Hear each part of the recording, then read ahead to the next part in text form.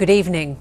Teachers who allowed extremism in some Birmingham schools could face disciplinary action.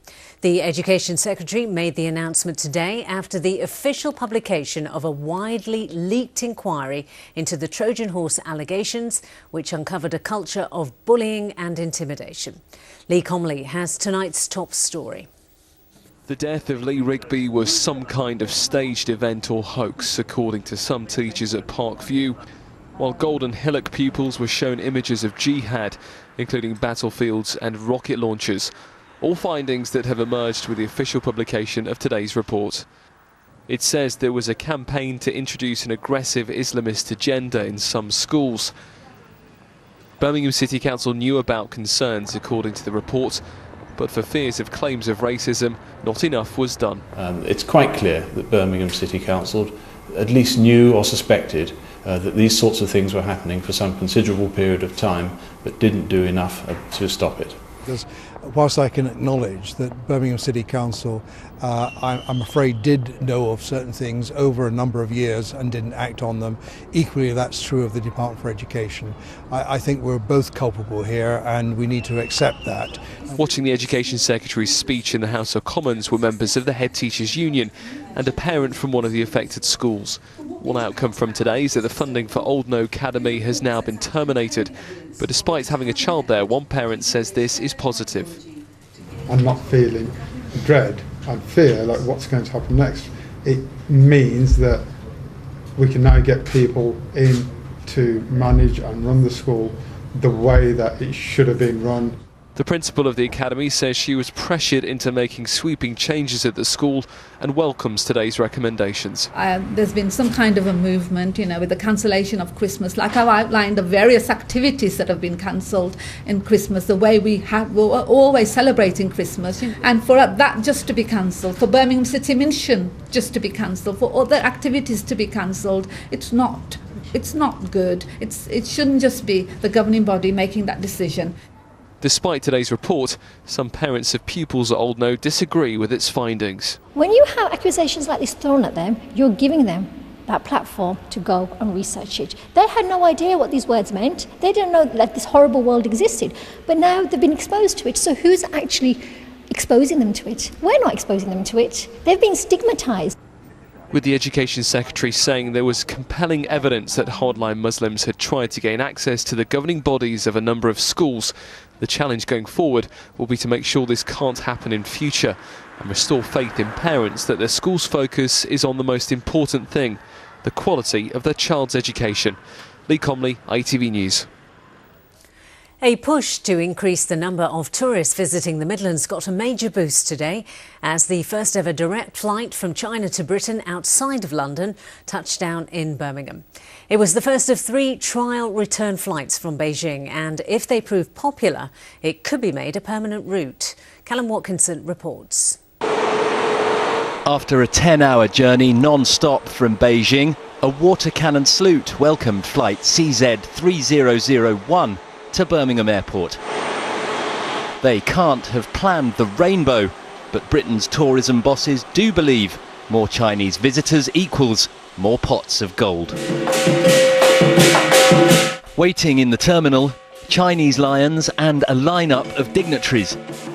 It's the first time a direct flight from China has touched down anywhere outside our capital city.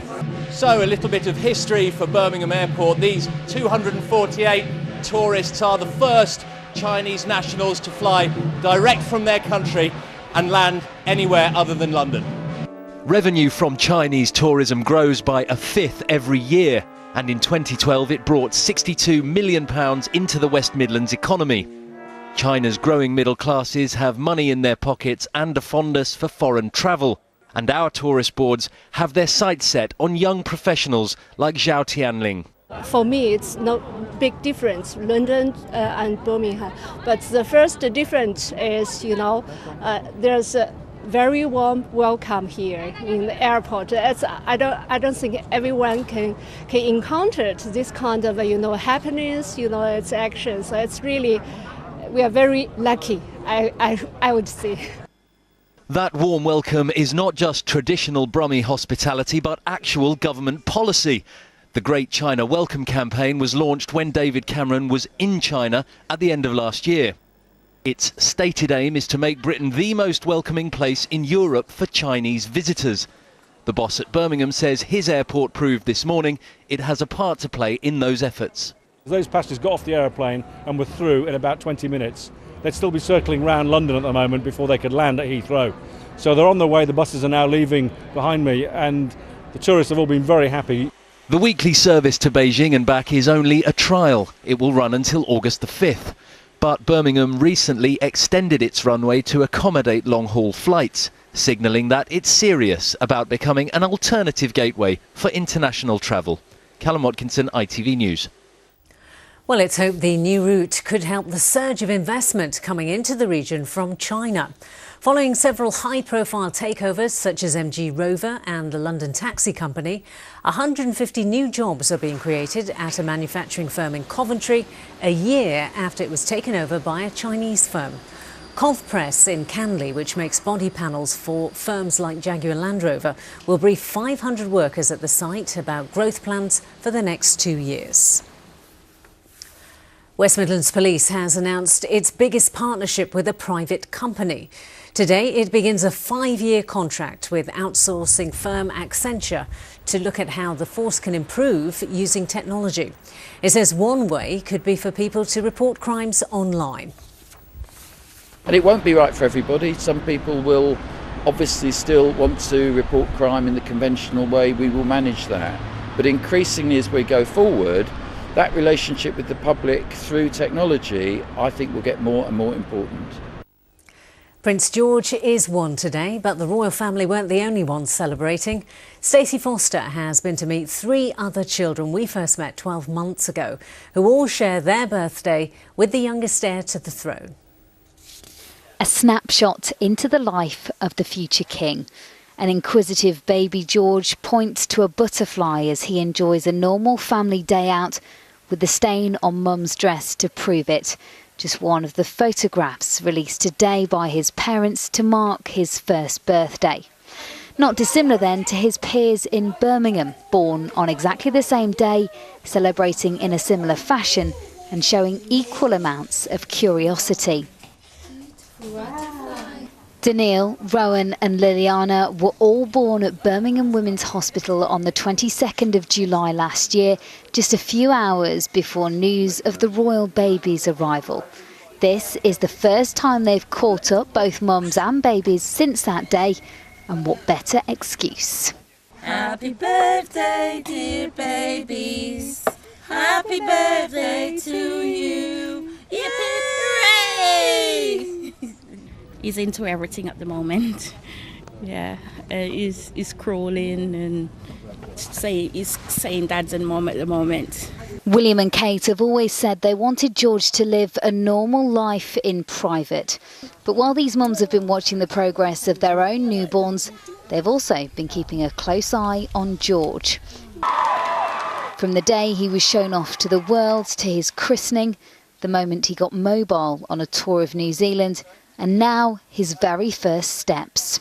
He's absolutely lovely, isn't he? He's really adorable. It's great that he's taking his first steps already. He looks way older than one compared to this little one. Everything is like compared to Prince George. Oh, Prince George is walking. Why are you not walking? When he was crawling, she wasn't even sitting. So I would be like saying, come on, Liliana, come on, sweetheart, start sitting, start crawling. Look at the prince. More than 2,000 girls and boys here share their birthday with the most famous one-year-old in the world. So Rowan, Liliana and Daniil enjoy their birthday cake, blissfully unaware of the importance of their date of birth. Stacey Foster, ITV News, Birmingham. There you go. Happy birthday to them all. Now let's get the weather forecast from James Wright.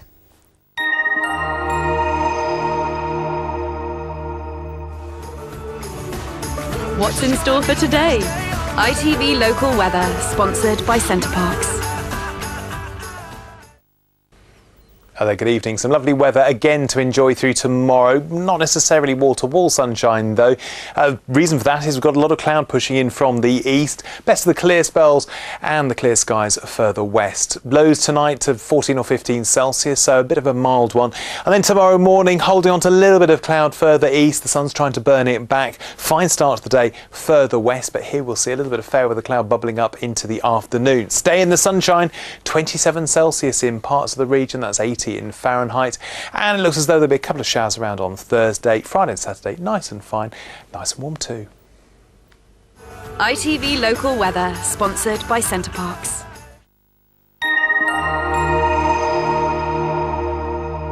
And that's all we've got time for tonight. As always, there are updates on our stories on the website. Just go to itv.com/central. We're back tomorrow morning within Good Morning Britain, but for now, from the late team, have a lovely evening. Bye-bye.